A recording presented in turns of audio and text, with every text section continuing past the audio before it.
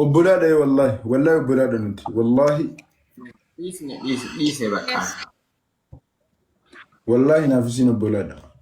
Wallahi kun manamnu warreen maqaa rabbii qofatti amantan warreen islaama taatan qofa ishaayi nama salaatee dhufe kana narraan qeebalin anaa fi biqiltuun obboleeyyan malee waa takka walitti hin qabu. Allaqa. Wanni Mana tambannee inni fuula bilbila keerra.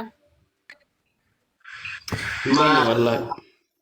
Maammi ani biqiltuu irraa garuu sirraa qofa nu banne garuu kaleessa akka wallahi biqiltuun sinu bachiisaa dhagaye wallahi sinu bachiisaa dhagaye maccaa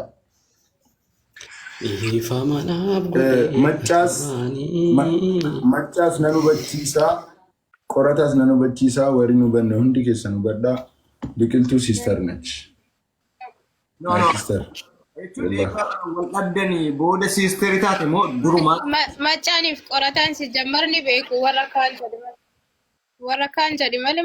anammoo kaayyoon kun ni guddaan walloo isin barreessitu kana gaaf tokko bareechite akkasii miidiyaa kana irratti walaloo isiitiin beekamtu hangan danda'uun gargaaruu ture karaan gargaaruu danda'uun ammoo qaamaan na bira jiraattee bira dhaabbadhee walaloo isii sana wajjin hojjechuu hin danda'u karaan nuti karaan itti isii tana ol bareechinee ol bahuu dandeenyu garuu karaa amma bifa nama wal jaalateetii walaloo walii dubbisuu kana inshallah akkuma rabbiin naa milkaa'ee walaleessituu ta'uusii warreen as jala jirtan guutuun keessanuu ni beektan amma warri isii jalaatis warri na jalaatis warri maccaa jalaa warri qorataa jalaa hundinuu akkasii walaleessituu ta'e amma namuu baree jira kanaafuu wallahi naafi biqiltuun obboleeyyanii dandeettiisii akkasiin aartii micoon tun biyya namaa if gargaaraa maatii sii gargaaraa garuu aartii sii yeroo galgala iraftii qabdutti ol baafachuu barbaaddi anis kanuma irratti hanqan danda'u hanqa laafina kiyyaatiin isii dura xiqqisho waan dilas ta'uu baatus baay'ee san ta'uu baatus xiqqoollee ta'uu miidiyaa kana isii dura dhufeetiin jira waan ta'eef xiqqoo isii tana gargaaruun barbaade karaa miidiyaatiin waanin isii kabajuuf waanin jaalladhuuf galgala yaada kanallee anumatu fide yoo walaloo walii dubbisnee akkasitti walaloon kee ol ba'e yoo jennee wal gaafannee itti seenne kanaafuu akkasitti hubadhaa biqiltuu walaleessitu cimtuudha sanarraan obboleettii kooti kanuma nu hubadhaa wallahi naaf biqiltuun homaa takka walitti hin qabnu obboleeyyan rabbiiti garuu immoo maaliif akkas gootee biqiltuu ol baasta yoo jettan sun hinaaffaadha malee karaa fedheen haa ta'u maali warri akka fedhe wal godhee wal beeksisus jiru numa jira warri kitaaba wal jalaatee wal beeksisus jirus numa jira namuu karaa danda'u wal beeksisa anis karaa danda'uun biqiltuu akkasii walaleessitu taate beeksise dhugaa dubbachuudhaaf biqiltuu kana duraan osoo qorataa wajji walaloo dubbisuun eegalin namni tokko hin beektan turan walaloo ni dubbisti anniin beekaa namoonni muraasni ni beekan garuu kan isin bartan eega isin qorataa wajjin walaloo dubbisuu eegalte booda garuu yeroo isin qorataa wajjin walaloo walii dubbistu anis intala kana bifa qorataatiin yoon walaloo wajjin dubbisee daran beekamte oo yaada jedhuun qabaafin isii tana karaa saniin beeksisuufin akkas godhee yoon balleesse immoo dhiifama naa godhaa hanqanuma waan hafe biqiltuutti de wallahi kanumaaf yoon kana balleesse dhiifama karaa biraa immoo yoo qaamaan na bira jiraatte qaamaaniin akkan jee viidiyoo wajji hojjechiisee beeksisuu danda'a garuu waan qaamaan na bira hin jirreefin akkana godhee yoon balleesse dhiifama. maammi waa si gaafadhu Na gaafadhee. ati amma jaalattee qabdaa Ammoo jaartii qabda yookaan immoo jaalattii ni qabda an jireenya dhuunfaa kiyyaa miidiyaa irratti hin baasu baasis hin beeku minimus. baasis jaalattii garuu qabdaa kan qofaan Sanis isa sinimun jee bara jireenya dhuunfaa kiyyaati waan ta'eef jireenyi dhuunfaa kiyyaa fi miidiyaa walitti hin dhufu waan ta'eef kun dandeettiidha walaloon dandeettii biqiltuuti walaloon dandeettii kiyya dandeettii keenya immoo karaa feeneen ol baafanna kanaafuu yoon balleessa dhiifama naa godha an ilma keessan an obboleessa keessan an saahiba keessan nin balleessa ilma namaati yoon balleessa dhiifama naa godha wallahi biqiltuun ammoo obboleetiiti allaqa waan biraan fakkeessina Ganaallee rabbashaa jiran jira sagalee koomame. ni jira lubbuu ganaallee karaa fuulduraatti illee naaf biqiltuu walaloo waliif barreessina waliif dubbisna wajjin dubbisna nin barreessa isiinis ni barreessiti walaloo nin dubbisaaf naaf dubbisti dandeettii si likkitti ol baasti hanga kitaaba barreessitutti dandeettiin isii ol deemaa anis hangaan kitaaba barreessaatiin jiras hangaan barreessutti wal gargaaraa hojjanna kun ammoo waan biraatti hin fudhatina isinii galee kanaafuu an nama miidiyaa kanarratti waan hin godhuuf waan hin dhiisus beeku Imaamni faana gargaarsa wayiitu ture gargaarsa masjidaati. Sanarratti ture walitti dhufni keenya indagana ajandaa kana dura miti walaloota akka mana kee dhufee jechuun akkasiin imaamni.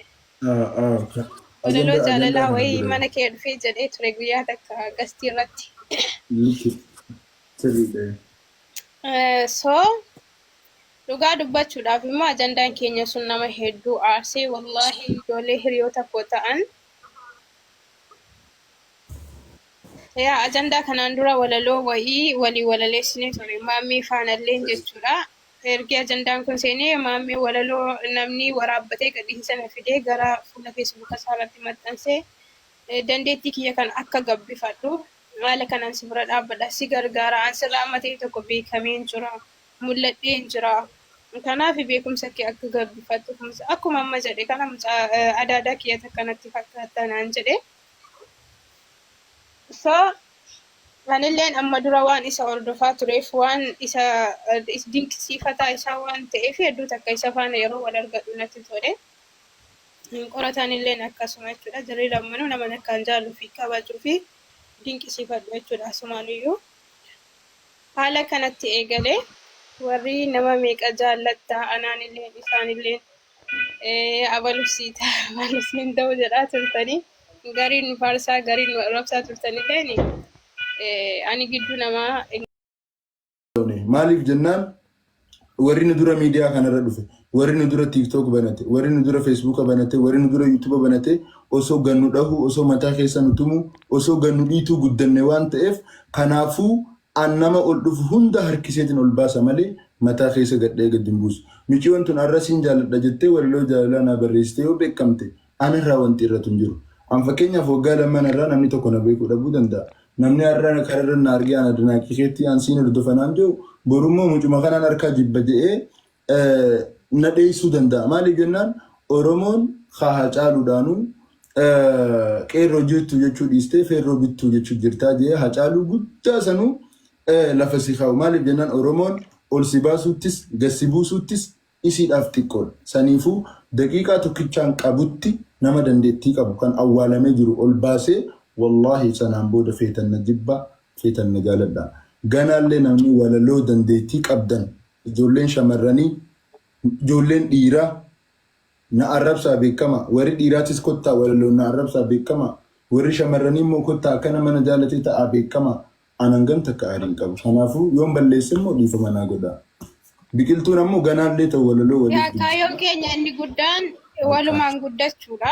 Dhugaa dubbachuuf yoo ilaaltan gara fuula feesbuuka keenyaan illee maqaa walii meenshiin goonee taag walirratti goonee akka bifa qeequmsaatiin arfan keenya jechuudha. Maammii qorataa biiftuu suuraa walii maxxansinee jechoota akka qeequmsaa fayyadamne garuu waan sana keessatti utuu yaada qabaatan ni hubattu.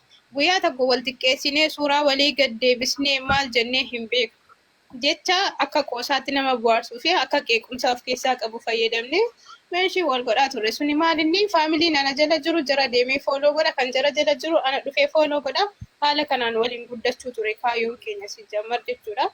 Garuu amma dubbiin achi fagaatee waan nurkaa ba'ee jiruu fi